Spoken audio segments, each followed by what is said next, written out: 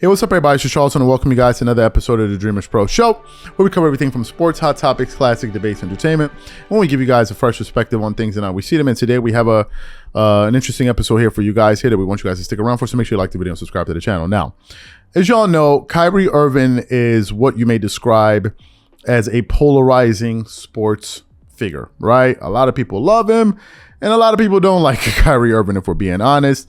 Over the last year, as y'all know, Kyrie Irving made headlines because of his stance on the vaccine. He did not want to get vaccinated, and therefore he wasn't able to play. That stirred up a major conversation. And ultimately, the Brooklyn Nets ended up being eliminated in round one. And people were saying that Kyrie Irving was a distraction to the team. Blase, blase, blase, blah. We know all of that, right? Now, a few weeks ago, Kyrie Irving put out, I believe, a tweet or a post on his Instagram, if I'm not mistaken, of a video of Alex Jones and talking about the New World Order and all of these different things. And how do I know this? Because I remember it being covered on Skip and Shannon's Undisputed. And I'm going to get to that point a little bit later in the show, that if you guys stick around for that.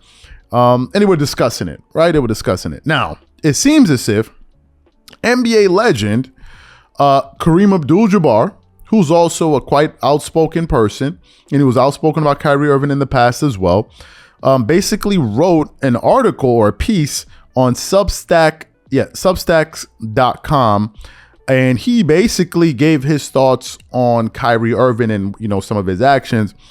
And boy, oh boy, let me tell you, Kareem Abdul-Jabbar did not hold back whatsoever. So what we want to do is we want to get into that article now, and then we're going to come back and react to the things that Kareem Abdul-Jabbar had to say there. So basically, the article starts off, Kyrie Irving posted on Instagram a 2002 video clip of Alex Jones expressing a conspiracy theory regarding a New World Order out to profit on our misery. There is some irony in this news item coming right after the previous one about the miseducation of American youth, because Kyrie Irving's thought process is an example of what happens when the education system fails. Wow.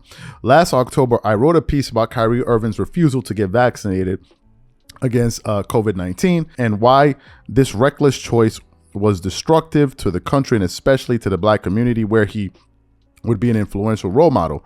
The facts prove that accusation to be true. Irving didn't care. He continued to promote his anti-vax sentiments regardless of the cost in lives and health to others, proclaiming himself a martyr. Not kidding. We might have just left him alone to stew in his own galactious ignorance.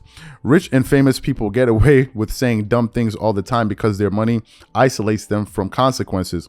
They surround themselves with yes people whose job is to confirm whatever harebrained ideas they have. Yes, sir. Mr. Irving, the earth has never been flatter. But now Irving is back and more destructive, insensitive, and just plain silly than before. He decided it would be a good idea to post a 2002 video clip from InfoWars founder Alex Jones. Yeah, the guy who has been on trial for denying the Sandy Hook shooting and who previously admitted in open court that he's a performer and his on-screen persona is just a character.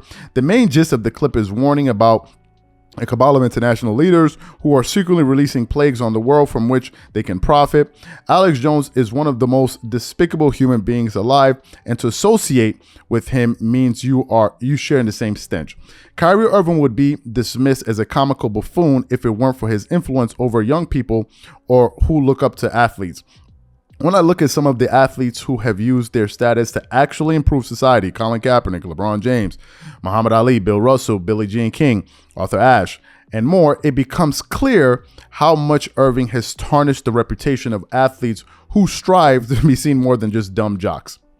Irving did not seem to have the capacity to change, but we have the capacity to keep fighting against his brand of destructive behavior. One way to do that beyond shaking our heads at nasty tweets is to write to his sponsors and tell them to drop Irving, or you will drop them. Nike likely decided not to renew his contract this past season, but he is still sponsored by Pepsi and 2K Sports. Don't feel bad for Irving. His career earnings at the end of 2023 will be $230 million. That buys a lot of yes people. Woo! Woo, woo, woo, woo, woo, woo, woo, woo. Oh. Here's my honest take on that. That was harsh. That was pretty harsh, in my personal opinion. That was, I mean, he used eloquent language. He didn't swear, but a lot of the emotions he conveyed in that piece were very, very, very, very harsh. This is just my opinion. But you know what? To be quite honest with you, this isn't going to be the first time we've seen somebody go hard at Kyrie. I've seen Shannon Sharp go hard at him. I've seen Stephen A. Everyone has had their opinion about him. That's the one thing. So I guess it remains to be seen if Kyrie Irving is going to respond to this maybe in a cryptic way. I think Kyrie Irving needs to make this year more about what he does versus what he says. For whatever reason, Kyrie Irving has put himself in a position to be insulted by a lot of people, right? And that's what you really don't want to do. You don't want to put yourself in a position where people can talk down to you and insult you, right? So there's certain things you want to kind of steer clear of as far as saying things and doing things. I think the Brooklyn Nets are under a lot of pressure this season. And I don't think this team needs any distractions going into this season, to be quite honest with you. I think they need to just make it about basketball and not all of the stuff that goes on off the court. To Kareem's point, I think that, although I think it's harsh, he's not the first one to go at Kareem. And I just want to say this final thing before I close here.